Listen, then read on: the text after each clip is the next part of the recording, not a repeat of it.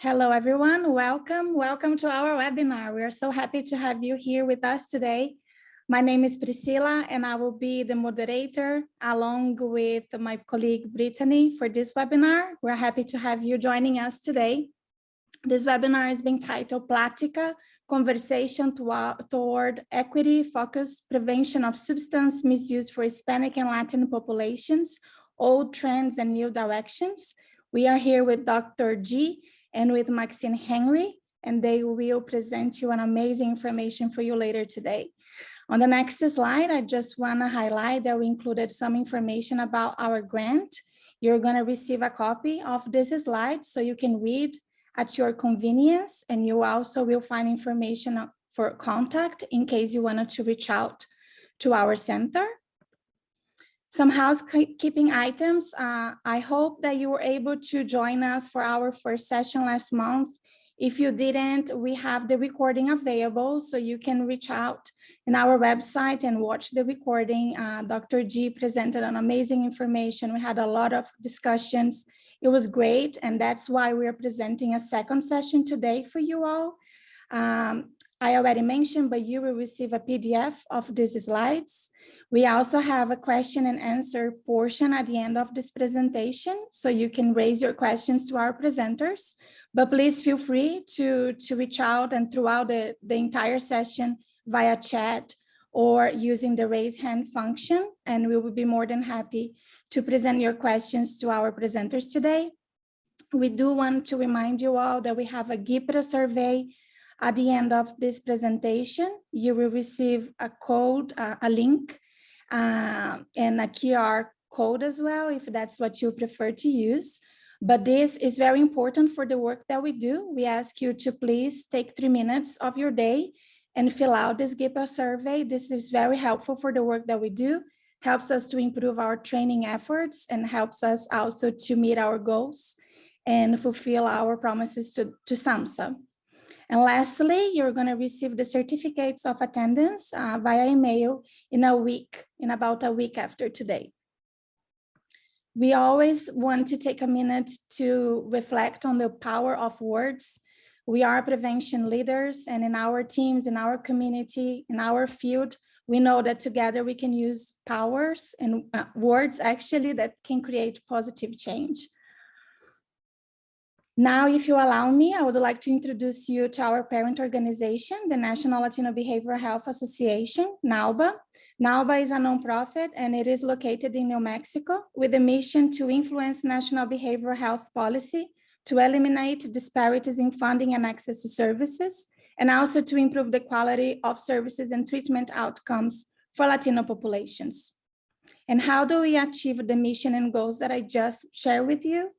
NALBA works very closely with the other sectors of community, including behavioral health professionals, our board members, state and local agencies like coalitions, parents, youth, and these stakeholders actually help us to determine our policy priorities. The 6 priorities listed here are the current ones, and we will continue to work on those for at least the next 2 years.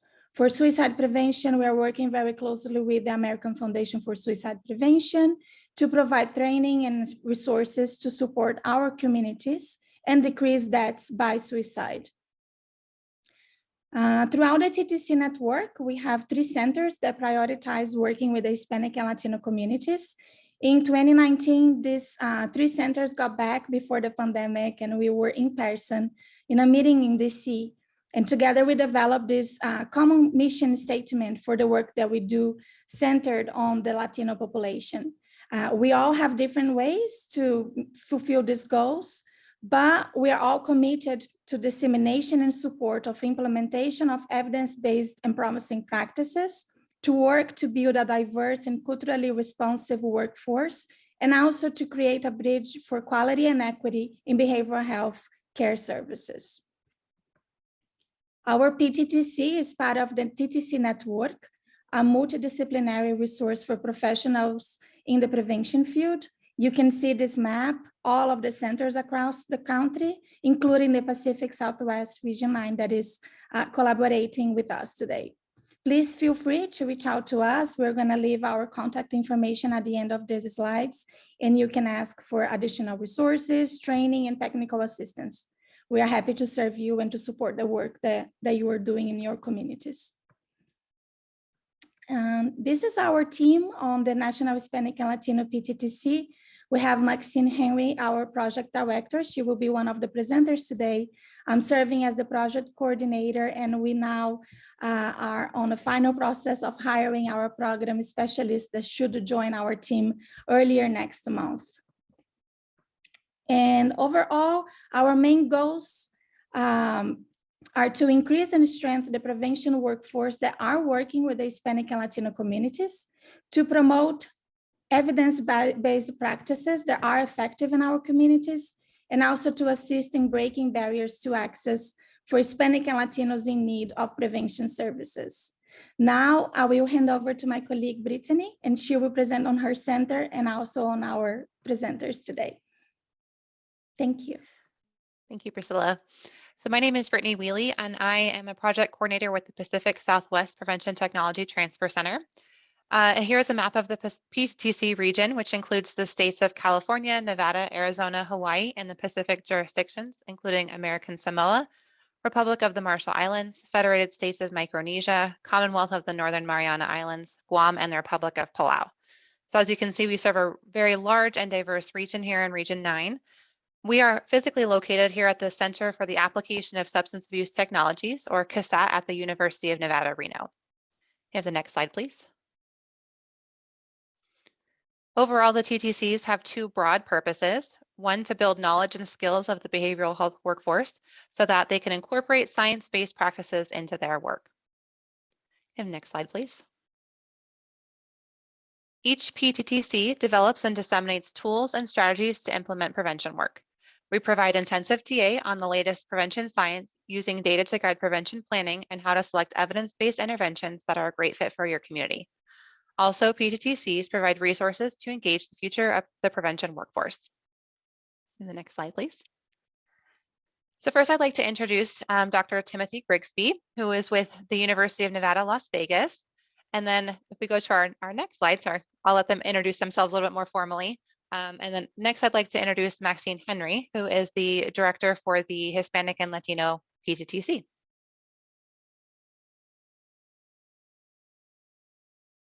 Thank you for that incredibly warm welcome, ladies. Priscilla and Brittany, we could not do this without you. So thank you for joining us today. As Priscilla and Brittany both mentioned, I'm Maxine Henry, the program director for the National Hispanic and Latino Prevention Technology Transfer Center. I also serve as the program director for our National Hispanic and Latino Addiction Technology Transfer Center. And our parent organization, the National Latino Behavioral Health Association, I serve as the associate director there.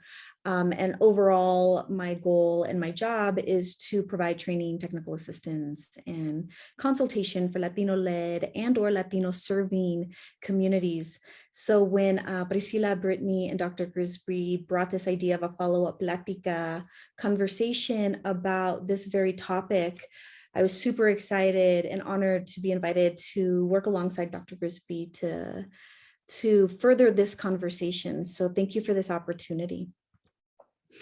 What you will see on the next slide here is something that might be new for some of you, but maybe some of you have already used it. This is a way for us to create continued engagement, or enhanced engagement, I should say, with all of you as participants, especially seeing as though sometimes conversations about cultural elements can be a little bit difficult to talk about. And we know that in a webinar setting, right, unmuting folks, muting them, some folks maybe don't want their name associated with a question or a comment or an experience. We would like to use Mentimeter in order to engage with you all in a way that feels safe for you, and that hopefully will shake things up a little so that you don't feel like, you know, it's another webinar with a slide deck, which they're very important. Don't get me wrong, but just, you know, kind of a new way on a Thursday afternoon for some of us, depending on where we are in the planet, a little bit earlier in the day on Wednesday, right? So you can either using your browser, go to www.menti or menti.com and enter the code you see here. Or you can use your smartphone and point your camera at this QR code, and it'll take you directly to the site for the presentation that we're going to be using today for this conversation.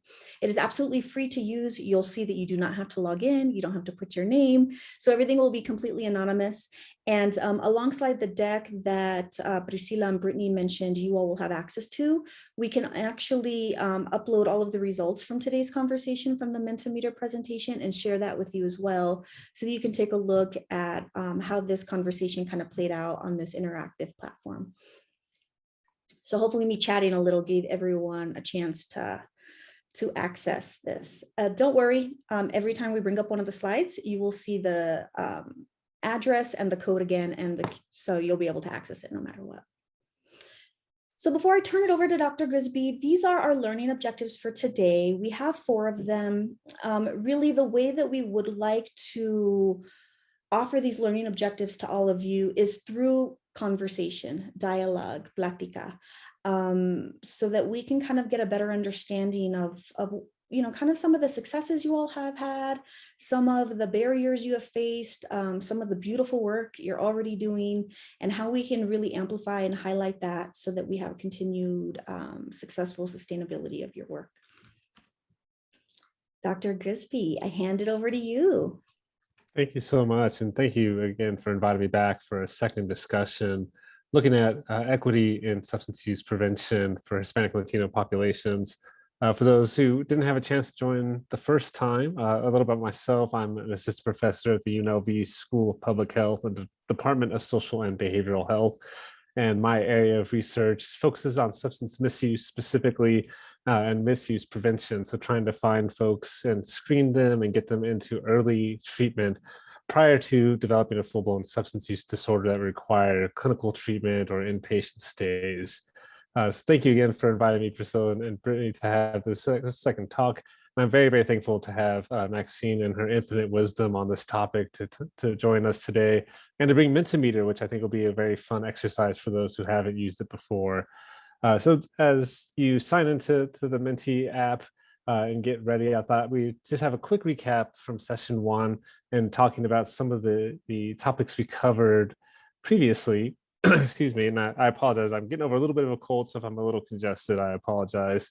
But what we talked about in the first session was really trying to get to some of the issues that have traditionally plagued not only substance use prevention, but prevention work in general with the Hispanic and Latino population. We started with a discussion about the idea of Hispanic or Latinx and the role of identity. And when it comes to discussing or describing oneself as Hispanic, we typically are using that to reflect more of a language-based identity versus Latina or Latino or even Latinx, which has become more popular in recent years, to identify based on location. And in the United States, we tend to group those two things together. We tend to have this Hispanic/Latino when we put together materials for dissemination in communities or talk about this population in the media, or even in academic spheres as well.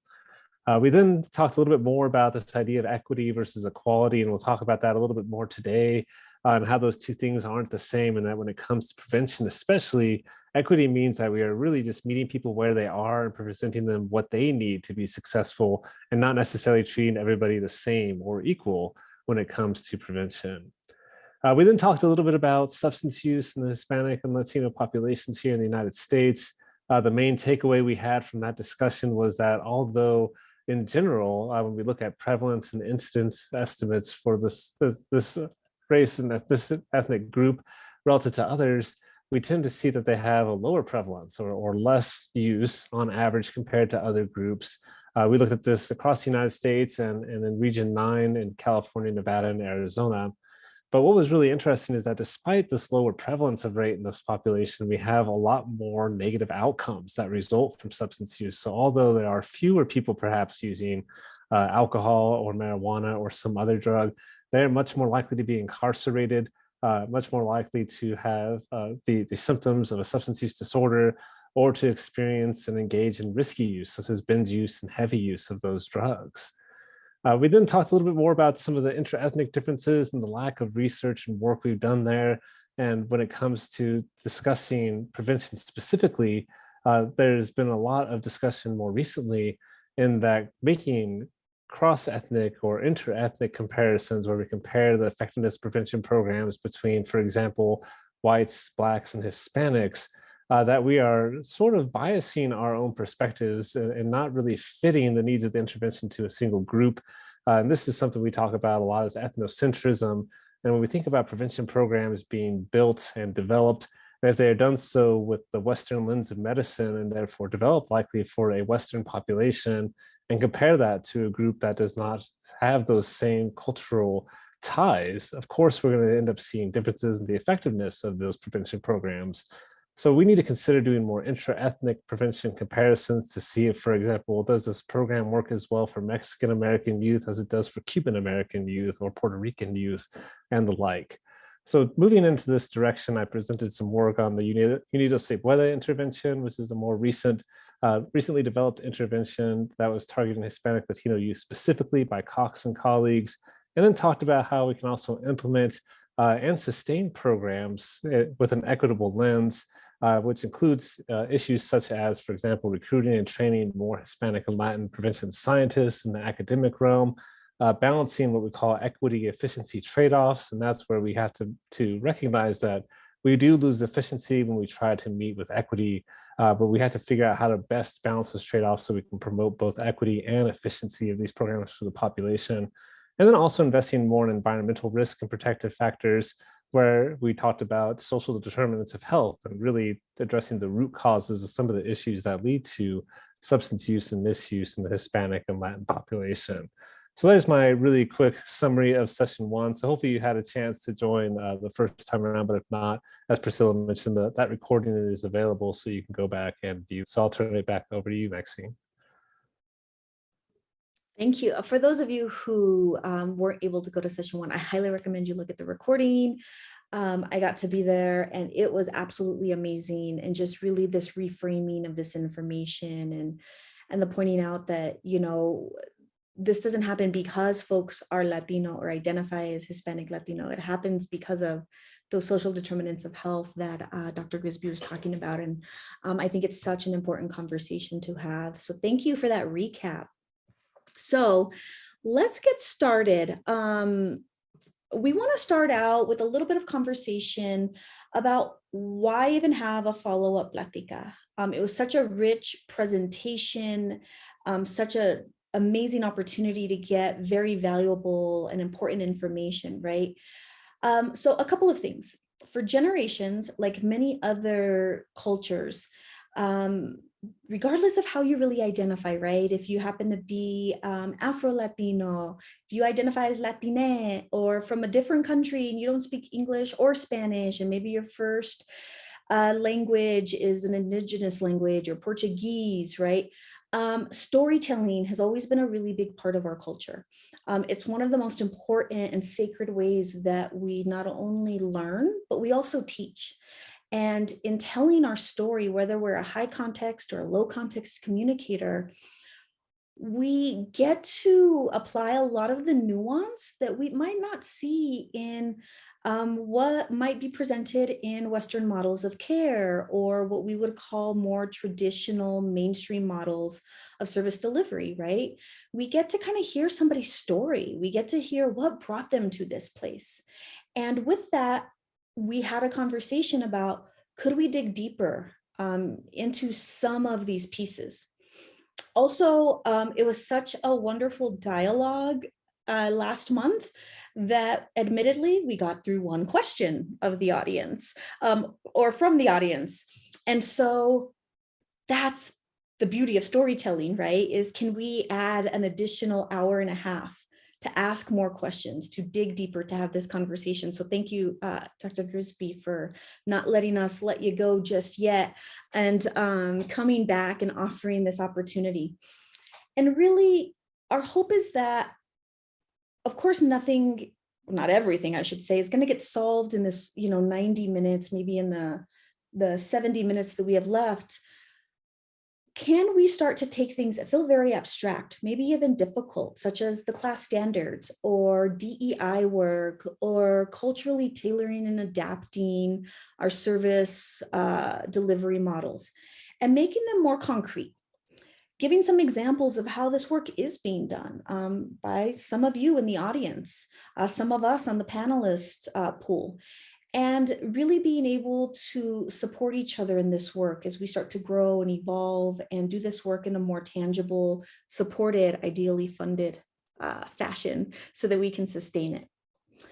So with that being said, we want to start out with some introductions. But these are going to be very different introductions than what you might be used to in behavioral health. Whether you're a student, a longtime subject matter expert, a doctor, a provider, a clinician, a peer, a promatore, what we want you to do is, without using your name, your credentials, or your title at work, so nothing that we would consider quote unquote professional, we would like you to introduce yourself using the Mentimeter prompt that I will pull up in a moment. But instead, how we want to ask you to introduce yourself is, what 3 words come to mind when you think about your cultural identity or your cultural self?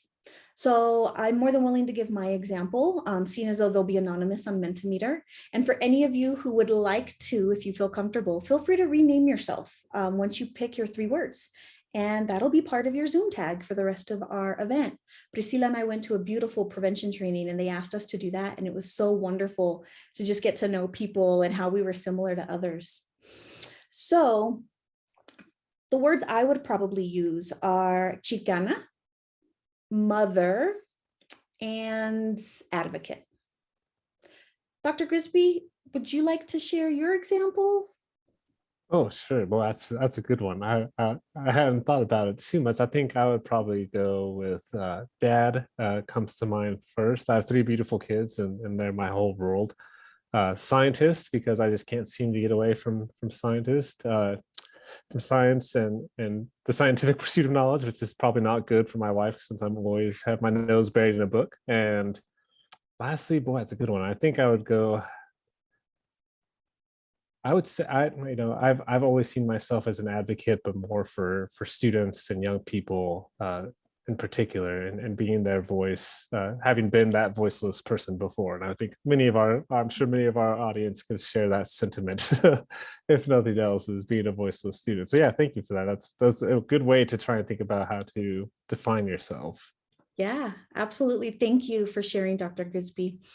All right, so I know some of you are having a little bit of issues, but it'll happen because we haven't moved to the next slide. So I do see, though, that 23 of us are logged on by the little hearts here. But again, we don't know who you are, who's answering, or what your particular answer is. So again, introduce yourself by typing in what 3 words come to mind when you think of your cultural identity or your cultural self.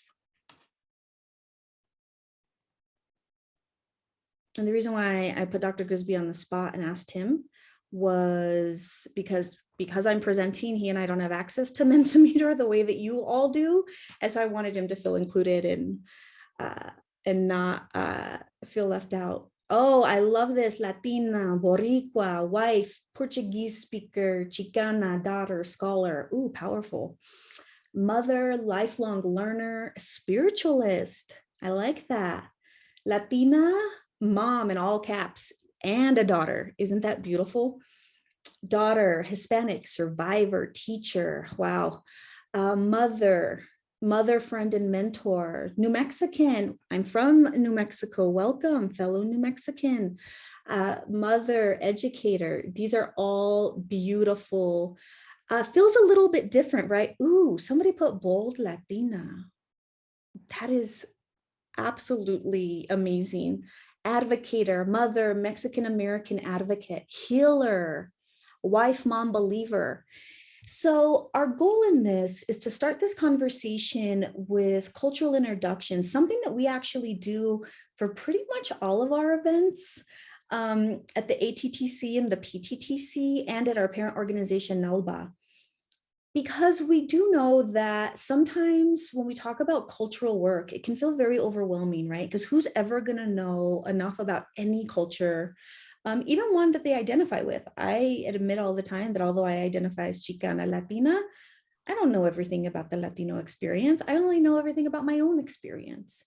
And so this is a way for us to slowly start introducing to you all and for you to prove to yourself that you actually are cultural experts. And being open to just having this type of introduction and participating, which is beautiful, a high level of participation, you can see that there is a way that we can do this in a very concrete way. And guess what we did here? We asked. And so you all told me 3 words of your story, right? So already we're exhibiting storytelling and how powerful it can be. And hopefully some of you can connect with other folks based on your identity and your cultural self. Maxine, I Again, don't know if you can read the chat, but there are people sharing over there. We have Latino, we have a fellow Brazilian actually. Rafaela, bem-vinda, welcome. Brazilian, resourceful, love, Latina, mother, overcomer, mother, partner, Californian. From Atlanta, someone from Atlanta, I'm also based in Atlanta. Griselda, Mexicana, familia and amigable. Mujer fuerte, inteligente, amorosa, mother, respect, people person, mother healer, survivor, hard worker, enjoy working and caring. Thank you. And thank you, Priscilla. Yeah, thank you for those of you who are putting stuff in the chat. I recognize that Mentimeter won't work for absolutely everyone, but please continue to interrupt that way. You're not interrupting, but please interject and let us know. And I didn't scroll down all the way. We have somebody who identifies as teacher, listener, healer, overcomer, South Balkan, wonderful, mother, helper, third culture kid. I need to know more about that. Please, if you'd be willing to share in the chat, whoever put that, because my naivete says I don't know what that means.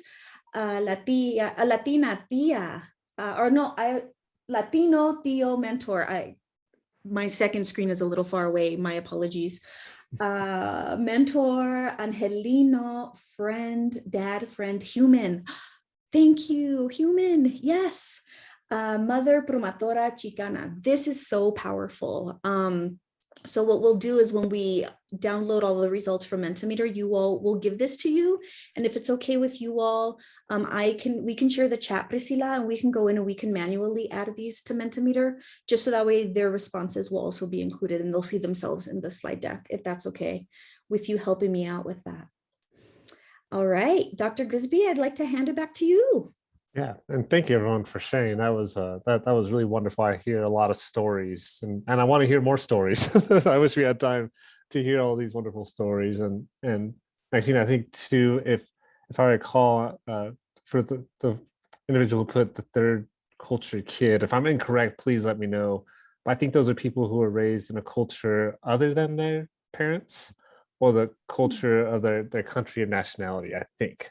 So if I'm wrong, please correct me. I'm going off of an old talk here. So thank you everyone for sharing. That was really wonderful. And definitely I was jotting down some words. I think I need to remember that we're all human, right? Is such an important identifier. So thank you. So as I mentioned earlier, and I love that everyone was sharing part of their cultural identity and going beyond even the basic Hispanic or Latino that we commonly see again, right? In so many materials. And if you go into the print media, open a newspaper and find a story talking about somebody, who's, identifies as Mexican American or Cuban American, Puerto Rican, Southern American, or from one of the islands, it's really, there are so many different ways that we can identify that are commonly not captured. And, when one of the surveys I always point back to from the Pew Research Center, which I think is really fascinating, whereas we in academia and in business and in marketing and everywhere else you could think of that are sort of forward facing to society, really think about these identifiers as being a function of race or biology or language, right? When the Pew Research Center asks people, well, what does it mean to actually be Hispanic, right? Or to have this kind of identity? The bulk of people, most people said that it was a function of culture. It's not what language you speak. It's not what color your skin is. It's not how you identify racially, but it's your culture, your overall culture that really informs how you identify, which is such a powerful movement. And some of the research that's come out since then, which I didn't talk about a lot in the first session, has shown, right, is that when we ask people how they identify and we give them cultural identities versus the more basic, what race and what ethnicity do you identify as, we get much more varied responses. And it's really important to recognize that culture comes with more, right, than just, you know, what people might see on the surface or hear when you speak, but reflects, right, our values, our traditions, even our food preferences. Is a really important component that is commonly neglected, and I'm sure something you all encounter in your everyday work with multicultural communities itself. So go ahead, Maxine, you could go to the next one. Beautiful. And at least you're doing it a little bit more respectfully. One of my favorite questions, especially when I travel. I'm from New Mexico, as I mentioned, but I have lived in Colorado in the Denver metro area for the last 6 years, is when I'm somewhere and people look at me and they say, "What are you?" So whoever answered human, I actually answer that in real life. I'm like, a human? What do you, I know what you really want to ask me, but if you're not brave enough to ask me that question, I'm going to give you an answer that you're not expecting, you know. But yeah, that it's this innate need as human beings to categorize things, right? But a way to do it respectfully, that we can actually ask and invite people to share versus kind of demanding a categorization of ourselves or a definition. So thank you for sharing it from that perspective.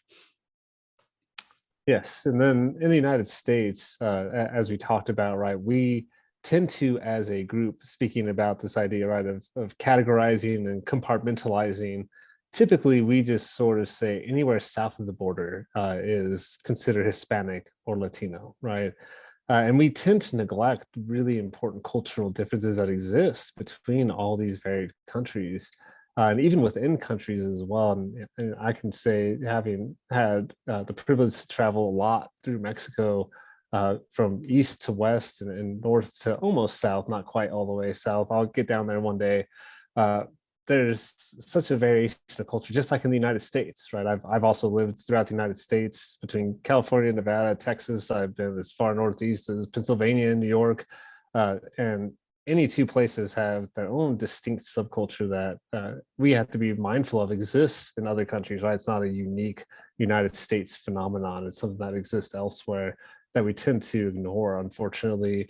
That does matriculate into our development of prevention materials. We tend to see some of these what we call surface versus deep structural changes that are made to interventions, oftentimes neglecting this very idea, right? And kind of keeping to the umbrella term of, as long as it meets the Hispanic, so to speak, needs, then that's it. And I see someone from Chihuahua. Beautiful. Chihuahua is absolutely beautiful and a place I want to go back to. So thank you for sharing. Yes, there, you know, Chihuahua is great, and you know, and I've been lucky enough to go out down to Mexico City and Cuernavaca and visit the INSP. Such an amazing country. And I see someone from Meca, Jalisco. My wife is from Guadalajara, Jalisco. So it's, you know, and I've been down there, and it's, again, just beautiful. So I won't take up the whole time with my travel stories, but I think many of you, though, can appreciate the differences between and within each one of these countries that we in the United States tend to ignore largely. And I'll turn it back to you, Maxine. Thank you. Thank you. So I know the next slide, we wanted to talk a bit about equity and equality. We do have a Mentimeters question. Dr. Grisby, do you want to talk about this slide first, or should we start with the question and then talk about the slide? What would you? Let's do the question first. I think, we'll jump into the question. We'll come back to the slide and then open it up for discussion from there. I think it'd be great. Thank you. So this question is a little bit different. What it's going to happen is, as you enter your words, and you can submit and enter as many words as you want, it'll start to create a real-time word cloud. Now, because we're asking you what inequities have you either experienced, witnessed, or have heard of from your own clients, this can get a little bit private. So for those of you who are having to use the chat function, if you could kindly private chat Priscilla, if you don't feel comfortable doing it in front of everyone, please feel free. And then Priscilla will actually add it to the Mentimeter for you, because we get that not everybody wants to share this quote unquote out loud in the chat, right, with your name attached to it. But if you all would be so kind, what inequities have you experienced? Maybe witnessed other people experience, like people you love or care for in your family or at school, in your community? Or have you heard from maybe your clients if you're a provider? Lack, right? Such a, thank you for using person first language. Folks are experiencing a lack of compassion, a lack of health resources, a lack of cultural humility from others, right? It's external to them. We'll see things start to matriculate and add to the word cloud here. And of course, like most word clouds, the more we use a word, the larger that word will get, and the more and more in the center it'll be filled. Stigma, language, there are inequities with language, right? Lack of compassion came up again. Lack of health resources, cultural awareness, immigration barrier, law enforcement interaction.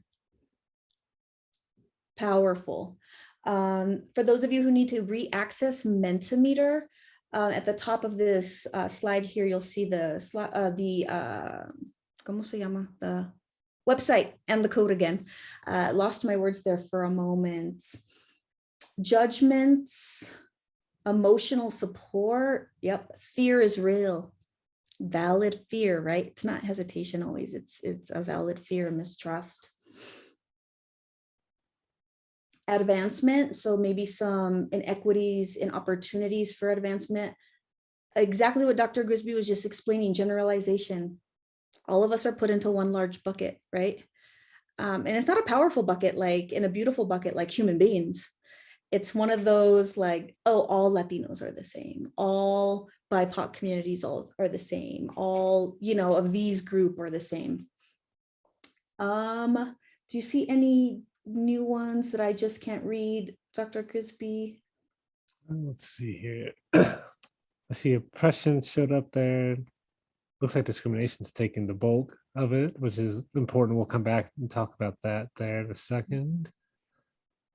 So compassion, I'm guessing probably a lack of compassion. Assumptions, which is really important as well, which also sort of gets back to the idea of generalizability again, right? And what we call in the science realm, since we're boring, ecological fallacy, right? It's just that this idea that if you come from a group, then therefore you are the same as that group, which is, and I'm glad you brought that up that way, Maxine. It was really powerful to think about. It's not a powerful group. It's sort of a other group, right? You're the other that exists. Yeah, it's a way that we're othered, right? Regardless of what it is, right? Even if you don't identify as BIPOC, right? Sometimes we're othered as females. Sometimes we're othered as males, right? When we have conversations about moms and the roles that they play in family, right? Sometimes fathers are definitely othered. What about folks who don't necessarily conform to what we think of as the hierarchy that exists for folks who identify as binary, right? Either male or female. Or if you did not happen to be born with the be assigned a gender at birth that you now feel comfortable living, right? Even things that are outside of what we would consider race or ethnicity, we experience these inequities for. If it's okay with Virginia, and I guess I'm not going to give you an opportunity to say yes or no, Virginia shared in the chat that lack of education. A friend who is in his 60s is not able to read, but is very smart, hardworking, a kind person, but not being able to read has held him back. His wife reads for him. So even this idea of who says what education is important, what portions of education is important, right? What makes somebody smart or intelligent or articulate is something that not everybody would necessarily ascribe to. There are a ton of indigenous communities who for a very long time didn't write down their history because their history was in storytelling, in community. not in necessarily what today we think of as the way to really, the only way to document history, right? Which is to write things down with words. If we think about, some of my ancestors, the Aztecs, and all the beautiful hieroglyphics that our community used to represent our entire history and way of life, right? It doesn't look exactly the way that it does with what I practice today, which is the English written language or spoken language. So thank you. What we will do until we move over to the next slide for Mentimeter, again, you all can continue. If you have something pops in your head, you can come back to this before we move on to the next slide. And again, this will be part of what you all will receive later, is your word cloud that you all created. So thank you for doing that and trusting us in this process.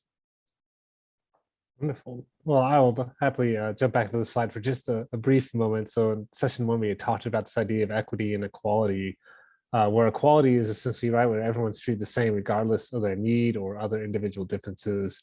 And equity then means that everyone is provided with what they need to be successful. And I brought up the example of the COVID tests that were disseminated by the US government. Every home, right, received 2 tests.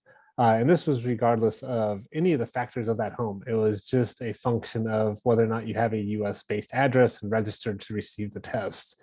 And when we think about this approach, right, this is an equal-based approach. So if you have an address, you get 2 COVID tests, and that's it. But each one of these addresses has its own unique makeup, right? We may have multi-generational families, traditional families, a single individual or a couple, with differing needs based on things like education and income and relative, distance maybe to healthcare facilities. So maybe urban-based homes have more access to get COVID tests versus rural-based homes and the like. And I was really happy to see that discrimination was such a centerpiece there, because it shows up so often in the work that we do with communities and the work that we need to do with underrepresented and historically disadvantaged communities, that I think ties nicely into cultural humility as well, which I also saw in that word cloud, which was really encouraging. And to touch on discrimination, in session 1, we talked about this as an important potential driving factor for Hispanic substance use and substance use problems, especially when it comes through, for example, law enforcement exposure, living in communities that are over-policed, and being more likely to be sentenced for the same offense because of one's racial ethnic background. So that means, given all other circumstances being equal, we see worse sentencing outcomes for folks of minority communities. And the idea too, I think that's really important from the client perspective. And as you all were writing that in and thinking about your clients and the communities that you serve, right, is that idea of perceived discrimination, which I talked about at length last time. It is something that's really hard to define and operationalize in the sciences. Like if we were to sit down and say, let's come up with a clinical definition of discrimination, and I asked everybody here today to give me their definition, I feel pretty confident we would get over 50 different definitions of discrimination. I can say in my own work, I've seen the gamut where people tell me about instances of discrimination and its impact on their mental health, specifically. And I've had people break down when they just talk about an interaction where somebody rolled their eyes because they had an accent. I've had other people tell me with a stone face that, the very stoic outlook, and like they were not bothered at all, that they've had things thrown at them, been called names, and they just said it was just another day. That's just it. Right. So this idea of the perception of discrimination and its chronicity and its intensity, and how that shapes and molds our mental health and ultimately our behaviors is so important. And I think it's really great too that, we have this discussion of cultural humility. And I will say, when it comes to cultural humility, the folks who've been really at the forefront, who I'm very gracious to get to work with, so many of them are nurses. Nurses do such a wonderful job in their profession of promoting cultural humility through intrapersonal and interpersonal training sessions where they ask themselves to self-critique and have that reflexivity to recognize biases and assumptions they have, as well as engaging in mindful active listening exercises as part of their training and their continuing education. It is really a good gold standard for what we can do to try and be better listeners and do a better job recognizing some of the cultural barriers we face.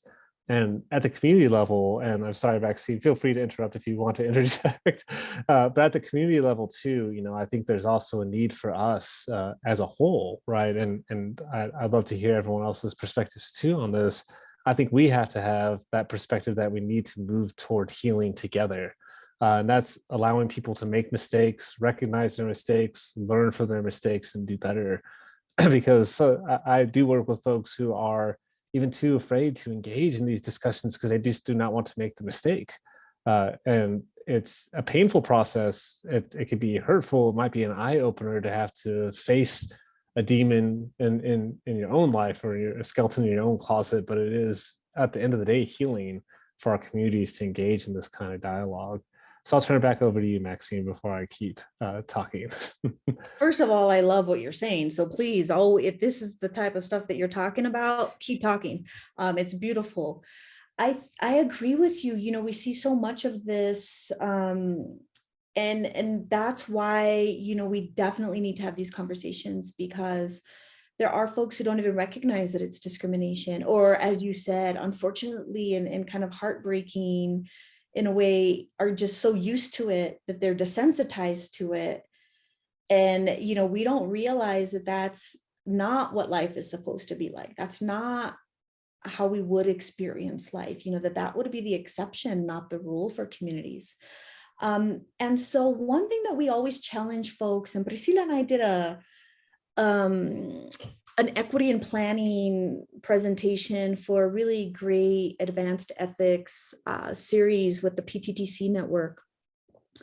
And one of the things that we talked about is, it's not about what you're doing wrong, or this is not about blaming and saying that all people are bad, or especially if you don't identify as BIPOC, right, that you're the only ones who have to do the work.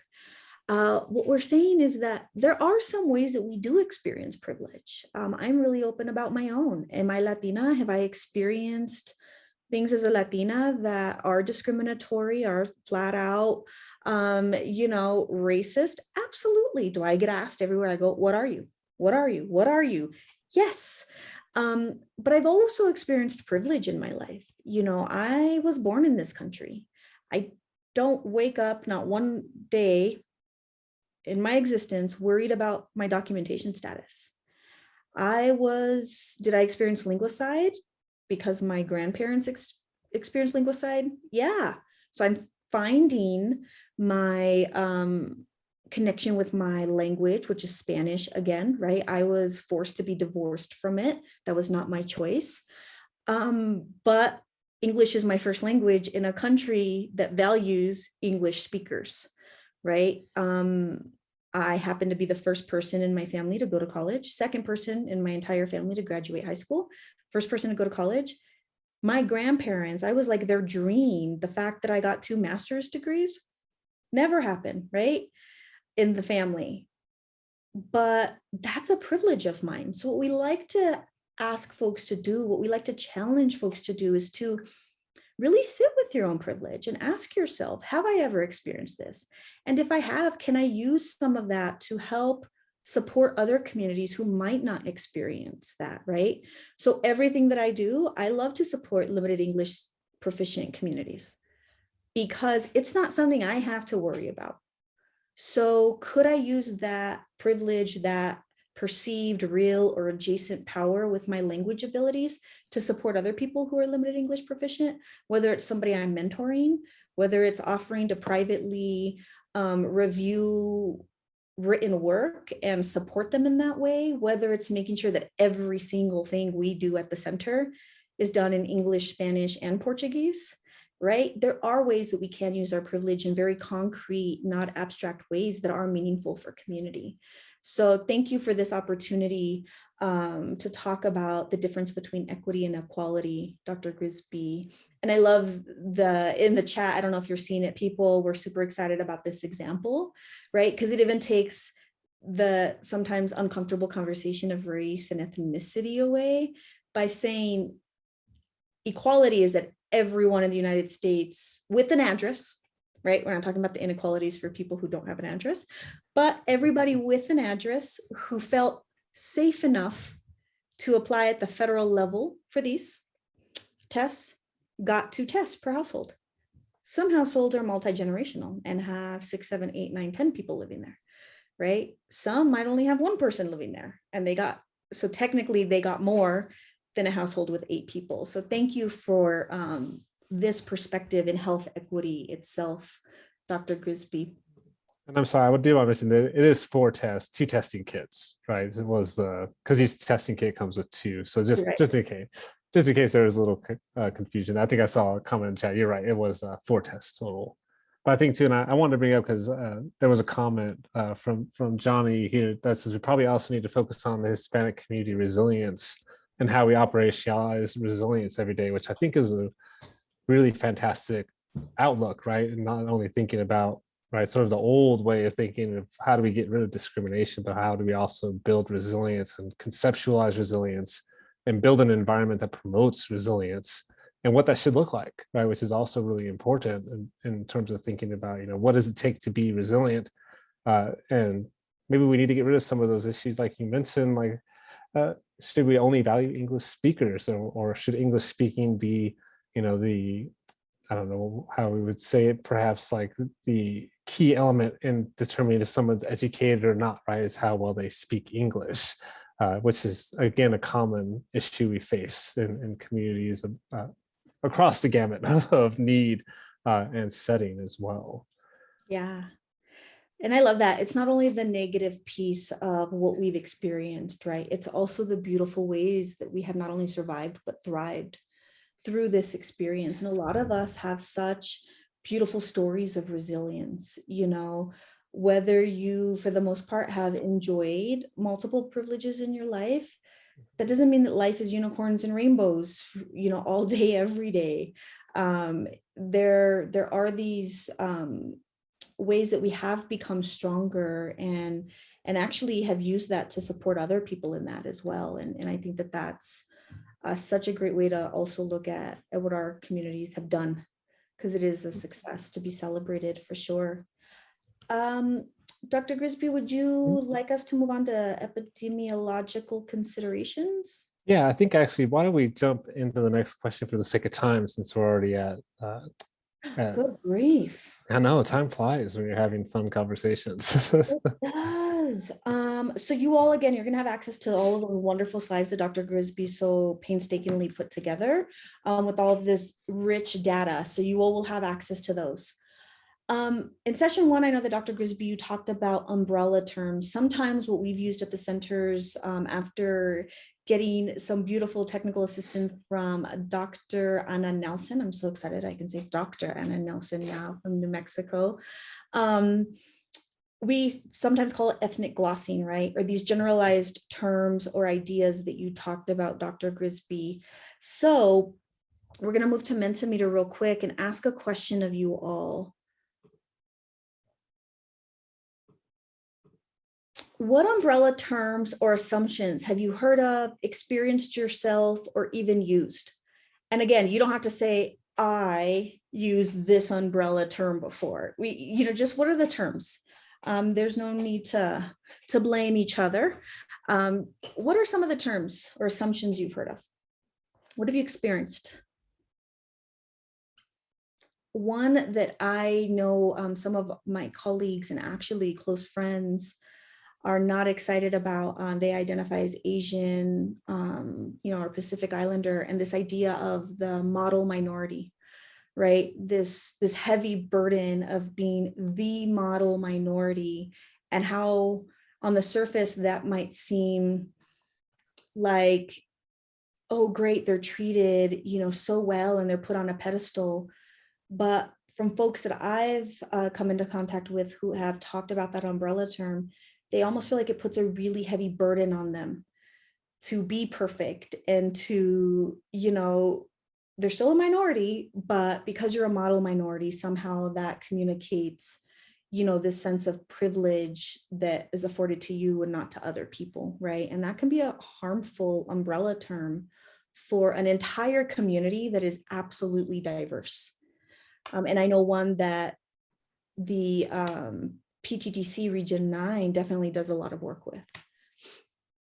And I think too, Maxine, to further that model minority point, and when I'm out there working with those communities too, what I oftentimes hear is that really stems from this idea of assimilation.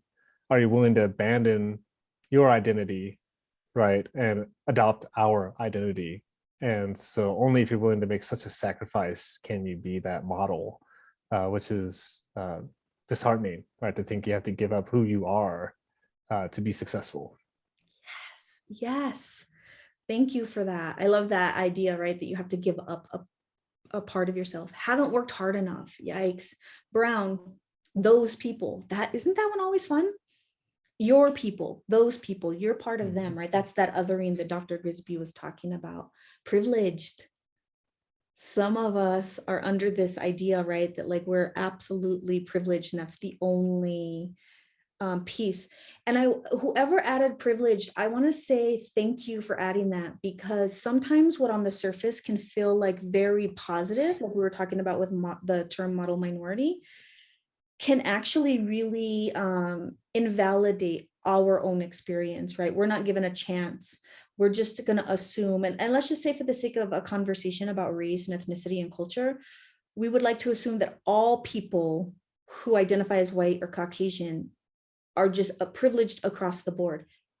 Does their race afford them privileges in this country? Yeah, absolutely. No one's going to deny that. I'm not going to deny that. I'm sure anyone in the room who identifies as white or Caucasian wouldn't deny that. But it doesn't mean that your life is just, a golden brick road and everything has been perfect. With Latino, some of the seemingly positive umbrella terms sometimes is, oh, you have a large supportive family, right? And somehow all Latinos have a large supportive family. You must be Catholic, which means that you have a strong faith, right? And so for some folks, they do identify that way, and it's a beautiful, powerful, resilient thing for them. But that doesn't mean that every single person that identifies that way would absolutely, hold that same value, belief, custom, or tradition.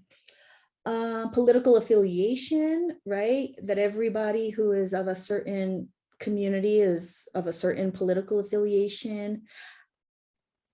One of my least favorite words or terms in the English language, illegal immigrants. This idea that if you are in this country and you have an accent or you look a little bit different, you're illegal, right? And what does that even mean? Right? Are some people undocumented? Sure. We turned it into kind of this like blaming, very criminalized experience, right? Beaner, I have not heard that in so many years. That brings back some experiences. Great English. Great English seems positive on the surface, right? But it's kind of like what Dr. Grisby said. That means you give up a certain part of yourself, that you lost your accent, right? Thank you for this. Welfare, low life, yikes. You don't look Mexican. Love it. Love it. One of the reasons why I'm really open about the fact that people always ask me, what are you? Folks pretty much, for the most part, immediately assume I'm Filipino. There would be nothing wrong if that were my heritage. I would absolutely embrace that. I know some very beautiful Filipino people. I just happen to not be that. So they immediately are like, oh, you don't look Mexican. Your last name's Henry. Why are you here? Why are you talking about Latino things? If you look Asian, your last name's Henry, right? Because that's what they subscribe to me. Thank you for that. All right, we have another Mentimeter question. Thank you for sharing these. Those are really powerful examples that, I will say too, I saw somebody else identified as Californian. I am a Californian born and bred myself. So, and going back to the idea of assimilation too, and we talked about this during the Q&A for the first session, it's, when I can say when I was younger and I was in my primary school days, the hot word was assimilation. There was the ESL class that you know, if you looked Mexican, you were in that class. Mhm. You were taking there 2 hours every day.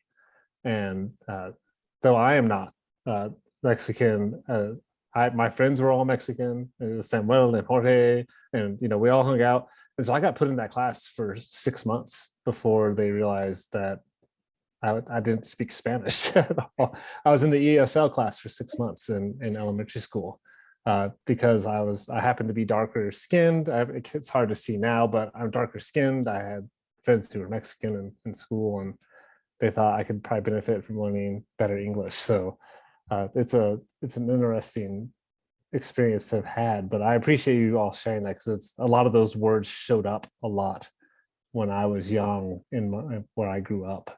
And it took me back to some memories as well, you know. So And yeah, it's so sad to hear that. Not only did they assume that that was it, but it took them 6 months to figure out that Yeah. they made a mistake. And yes. my hope is that they apologized. They probably didn't, but right, the fact that we Yeah. experienced that. Yeah. Yeah, it can be really interesting when these things happen, and we are kind of like reminded, right, of these experiences, and we're like, holy moly, I have experienced this. And that's again what makes us these cultural experts, right? To be able to draw from our own experiences and remember that pain in order to actually build the resilience and to say, okay, well, what am I going to do about this, right? So thank you. Y'all are already answering the next question. What negative implications have these had on access to treatment, outcomes of treatment, perception of treatment, maybe even people's actual real life experience, right? Some people are saying death. Yes, too many of our people are dying, have died, that were probably very avoidable, right? And when we do this, we just immediately assume, and then people literally lose their lives. Abandoning treatment. They will let me down. ¿Para qué? Right? Why even go? They're going to let me down like everybody else has. High cost, less follow-up appointments, no prevention, and no safety plans. If you can't pay, we did what we needed to do. We got to bill for that piece. Now we have to move on to the next person, right? Fear of being misjudged, right? Because of experience, misdiagnoses. We do some training at our parent organization on behavioral health interpreter training. We hear this a lot, right? When there's this language barrier, misdiagnoses can happen a lot of times because of the way that we might perceive and explain symptoms or experiences.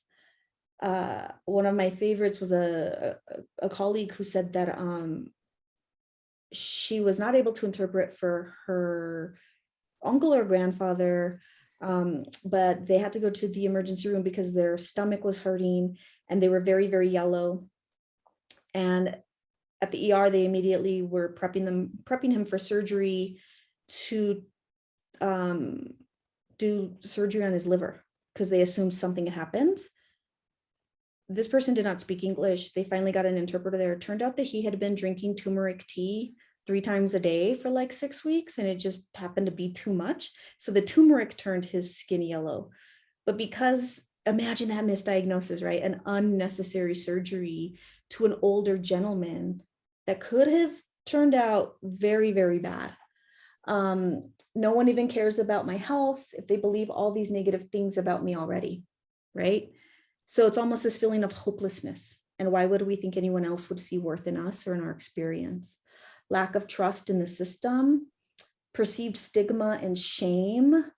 Yes, fear of accessing treatments, absolutely. Again, the pay piece comes up.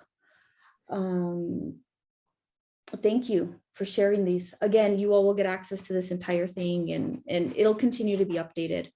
And I did want to point out, actually, one in the chat, I think that's important, Lynette pointed out, and there's some other wonderful comments in the chat for those who are following along, but a lack of inclusion in research resulting in limited evidence-based interventions. Such an important root cause, right, for what we see. And for Hispanic communities in particular, right, it's really shameful from the research side, which is where I come from. So I can speak to the shame that we have and should have is that, most of our research ends up being majority white, majority female.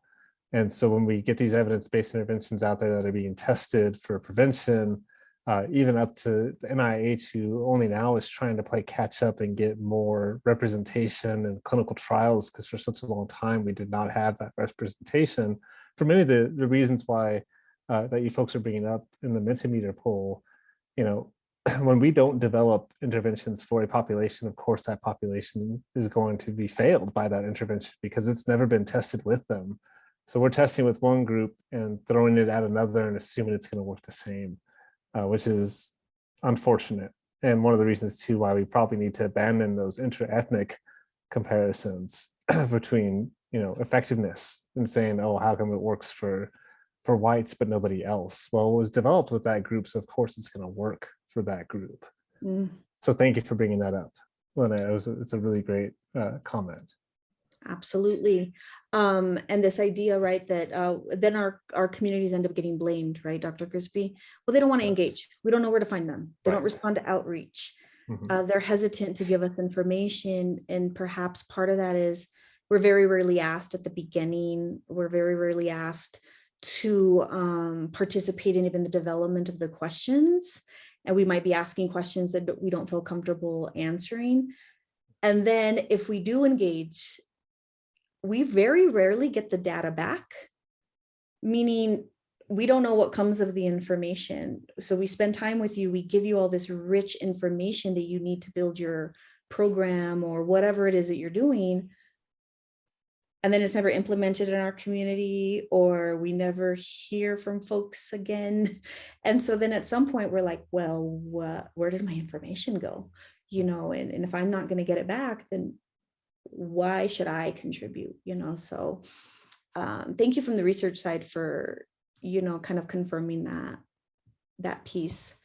So we have 23 minutes left. Dr. Grisby, I did go ahead and take care of both of the Mentimeter questions for these two slides. So you're good to go there. I'm not even going to try to pronounce the first word on this slide. It's just epidemiological. Master's degree. Yeah. Can't do it, y'all.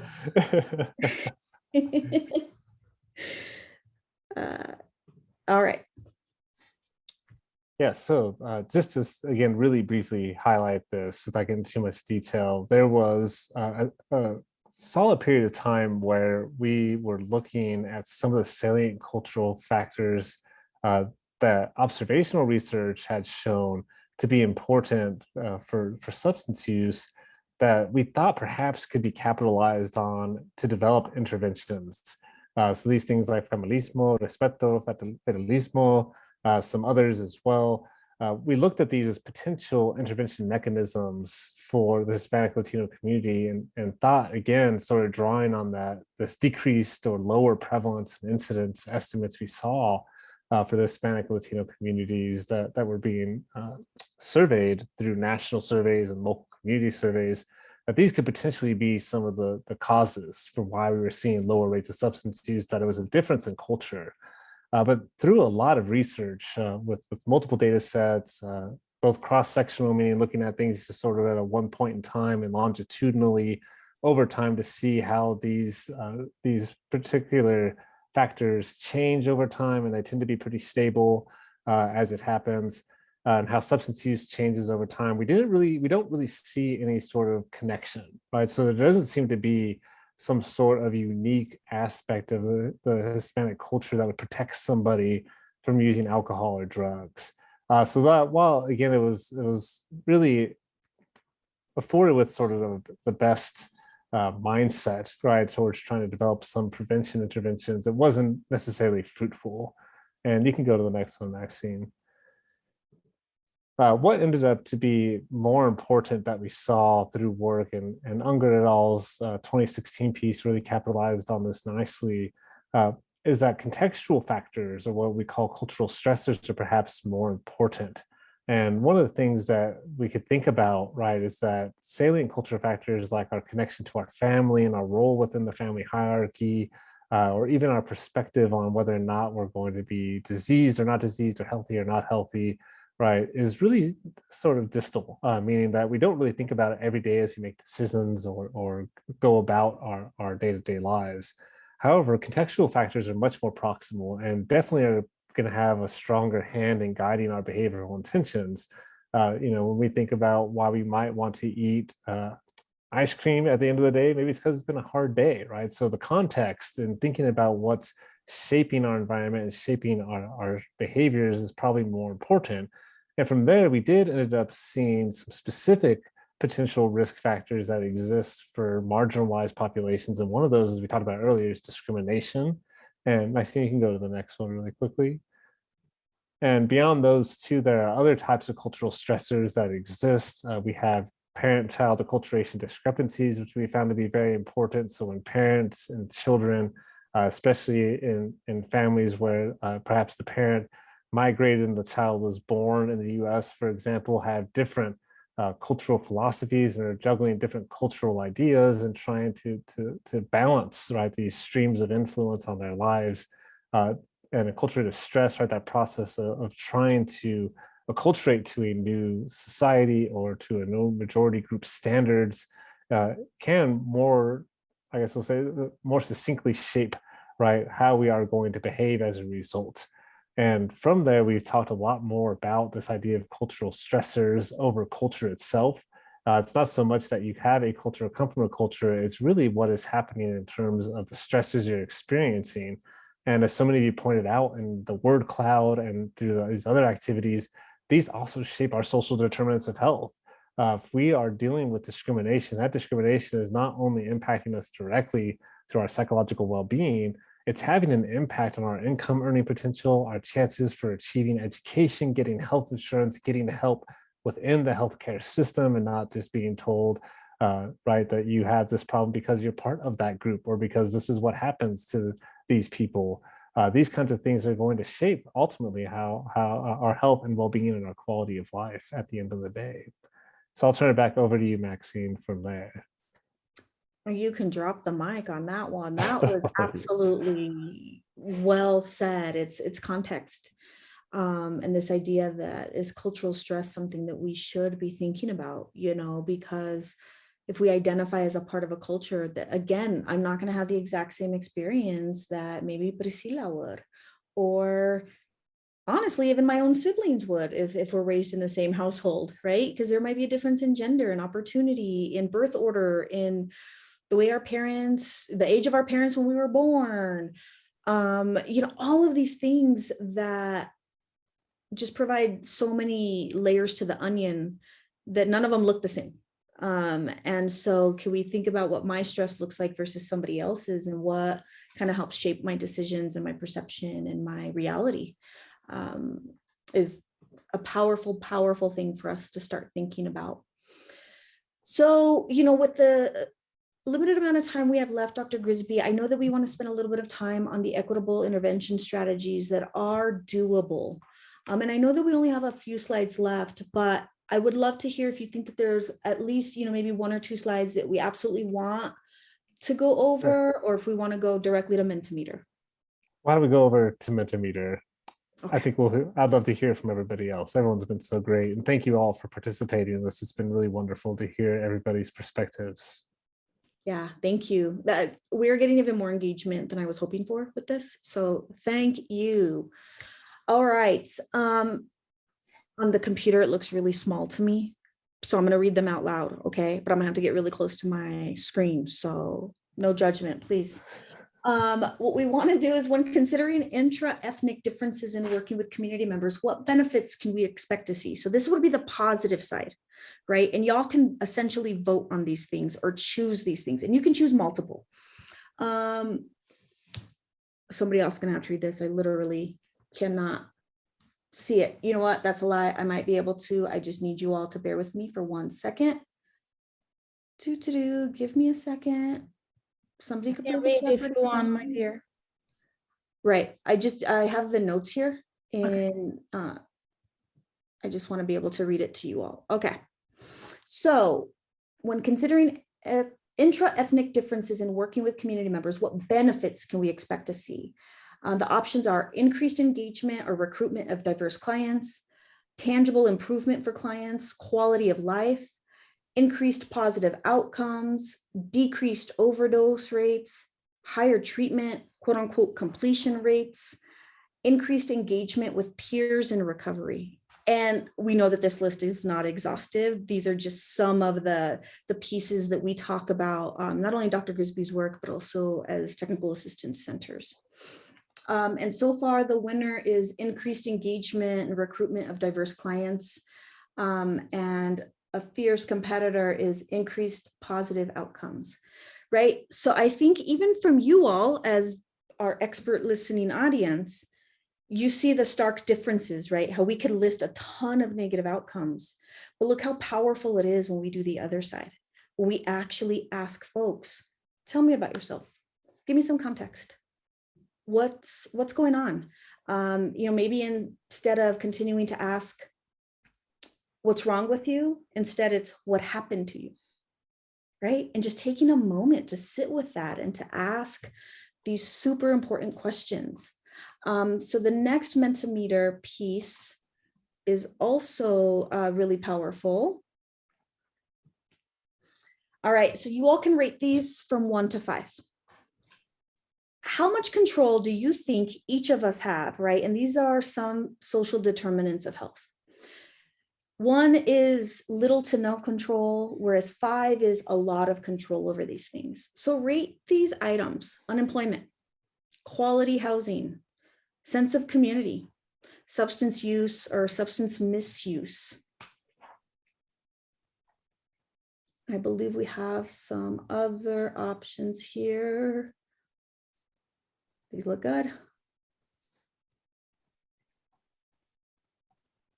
See, we even see here, right, where I think what ends up happening is folks who are experiencing unemployment, right? What are we told? You're lazy. We saw it on the word cloud earlier, right? You're lazy. You must be uneducated. Why don't you get up and do something?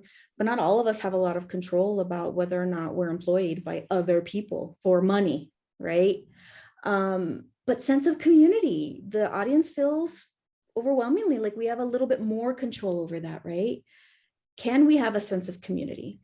I would dare to say that some of us who aren't choosing a 5 would say that sometimes maybe we have felt isolated in a community, right? Where as much as we would like to be a part of, we still feel this isolation based on some social determinants of health.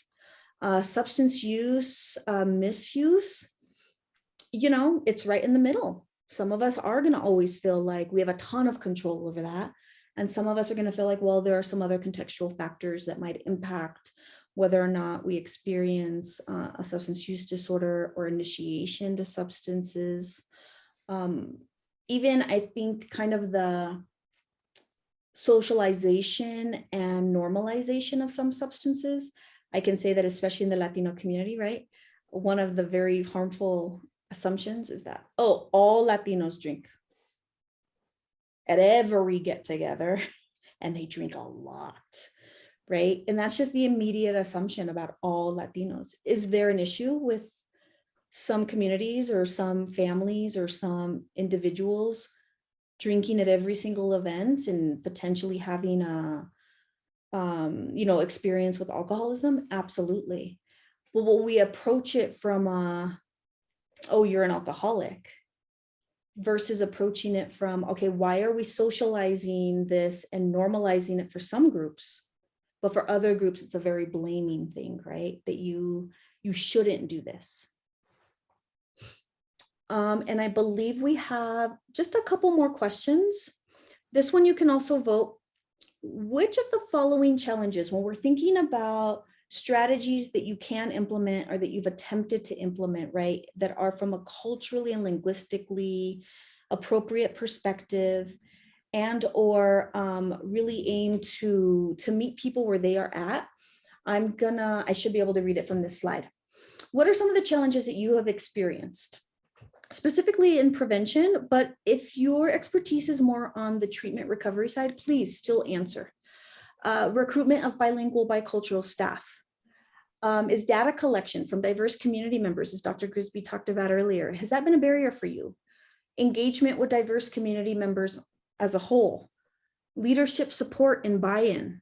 Again, this is anonymous, so not that we ever would, but Dr. Grisby and I and Priscilla and Brittany and I aren't going to go back and say, oh, your staff member said they don't have your buy-in, right? We're never going to know who answers this. And lastly, budget availability or investment opportunities to focus on social determinants of health. And you can see, right, where the barriers are many. And the reason why I like to ask this question of folks when we're talking about culture and the work around culturally adapted and responsive and appropriate, work for communities is I'm not going to sit here and tell you that it's going to be easy, right? That you're just going to go to work tomorrow, or you're going to go back to your community, or you're going to go back to school tomorrow, and everybody's going to be like, yeah, let's do it. And that people are immediately going to participate, right? There are barriers that are real. And so what can we do in order to help overcome some of these barriers? How can we be resilient in our work and move forward? Dr. Grisby talked about in his own community of researchers, he sees a lot of issues, a lot of lack of cultural humility or representation and inclusion. But it doesn't sound like he sat back and said, well, that's just the way it is, right? Instead, it's, okay, how can we change this? What can I do for my own ability, power, sphere of influence in order to move this work forward? Did you want to add anything to that, Dr. Grisby? I'd say it's unfortunate, but I expected the recruitment of bilingual, bicultural staff to be one of the bigger or more popular voting categories, because this is an issue we face as well, as I mentioned, right, in terms of building an equitable, scientific force and clinical force. We need to do a better job of recruiting and training and engaging, right, folks from the community to be part of the process, because that's the only way we're really going to see that movement forward that we want to see. And I will say in my own work as well, I have a lot of trouble recruiting folks who are bilingual and bicultural to work with us on research projects. And I think I can't remember if we've had it on this slide yet. The budget availability is usually the compounding part there, right? Is we need to hire highly trained, highly skilled staff who bring a unique skill set, but we aren't willing to pay for it. And I don't mean we, I said me, but when I tell my institution, I need somebody with this extra skill set, they say we can give them an extra 25 cents an hour. And I'm asking for a lot for 25 cents an hour from that person, and really neglecting the unique skill set they bring that I do not have. And somebody mentioned in the chat earlier too, and I do the same thing. When people, I don't say, oh, they speak Spanish and that's not right. I always say I can only speak English and very little Spanish when I have to. But why don't I speak more languages? Not why do people have to speak less languages? It's enriching to have those experiences and those skills. So we should pay people to have them and bring them to our work. And I think there's a need for us to push it institutionally, right, at that level, to value those things more than we do now. And I think I'm sure many of you could share your experiences of getting 25 or 50 cents more because you speak Spanish. And that Spanish will be expected to be used every day, every hour. And you're only going to see maybe another $4 at the end of the day, which is not a lot for the work you have to do. Say that, Dr. Grisby. And that's if we actually are paid an additional 25 cents, right? Because a lot of times it's like, oh, you have the skill set, you can do it for free. Because you already do it. You already know the language. It's not more work for you to do it, right? Right. So speaking of your spheres of influence, right, you've done stuff about it. You've advocated for, you've pushed, an institution to think, all right, just because it's the way that we've always done it doesn't mean that's the way we need to continue doing it, or that we can't make these changes. And even if they're small at first, right? Even if we have to start with 25 cents, is it better than zero? Yes. Do we have a long way to go? Absolutely. Can we start somewhere? So thinking of that, when you all go back tomorrow or later today, depending on what time zone that you're in, who do you think can be kind of your immediate allies? Or one of the words that I came across recently in some research I was doing was, who can be your accomplice, right? Because let me tell you, regardless of how you identify, to do this work sometimes means that you're going to be put in some uncomfortable positions. It means you're going to have to advocate for things that aren't the most popular things to advocate for. So sometimes we have to find an accomplice who's willing to have these tough conversations, who's willing to make these provocative challenges to leadership or to the status quo, right? So who do you think can immediately help you with implementing or pushing this work forward? And we see some folks answering, community leaders. Thank you. I'm so excited that that's the #1 option so far, right? Taking that community defined evidence, that community defined science, as we were speaking about earlier. What the community says is valid science and research and information and education and expertise, right? Partnering agencies who are doing this work, right? That we maybe already have collaborations with. Funders. I know it just feels a little bit more outside of our sphere of influence, right? But folks are saying, actually, I might know some folks who do this work, who, even if they can't fund your organization or your work, maybe asking them, how did you all do it? How did you make sure that people got paid $4 extra an hour if they brought bilingual skills, right? And asking them, how did you do it? How long did it take? What did those steps look like? Evaluators, yes. Mentors, cultural brokers. All of these folks, I think that I put that little trick question in there. All of these folks can probably be considered your cultural brokers, because funders, right, are going to give you insight as a cultural broker into the funding side of things, and so on and so forth. But it looks like community leaders, and I would venture to say, Dr. Grisby, that probably a good portion of our 37 participants today are already community leaders if they're willing to participate in a conversation like this. I would agree. So I say, go forth and do the work. Brittany, Priscilla, Dr. Grisby, we're actually at the end of our time and the end of our presentation, our more formal presentation. I know we only left 3 minutes for Q&A and wrap up. So not sure how you want to handle it, ladies. My apologies.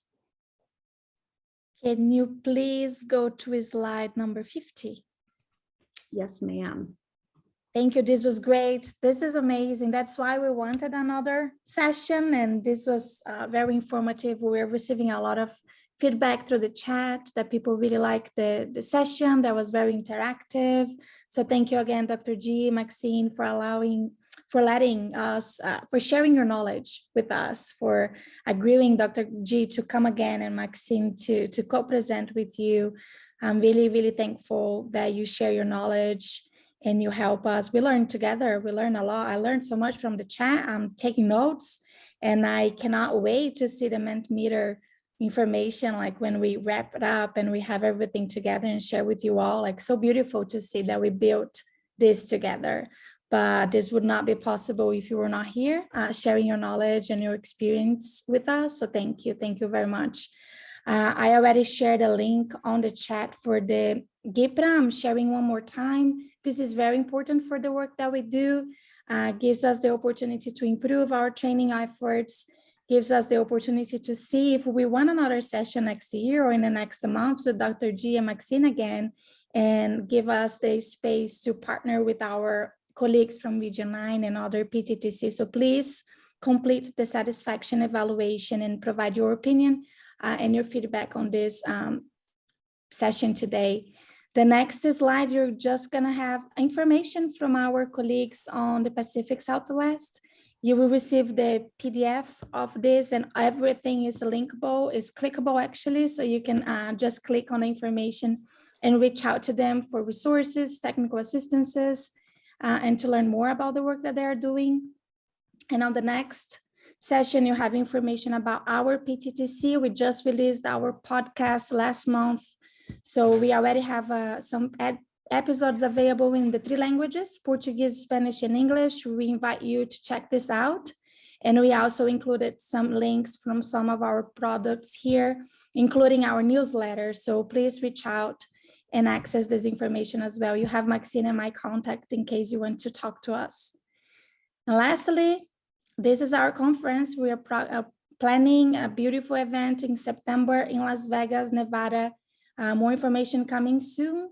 But if you have questions, please reach out through the email that you see in this slide. And thank you so much. Thank you, obrigada, gracias. We appreciate you all. Have a lovely day, rest of your afternoon. Bye.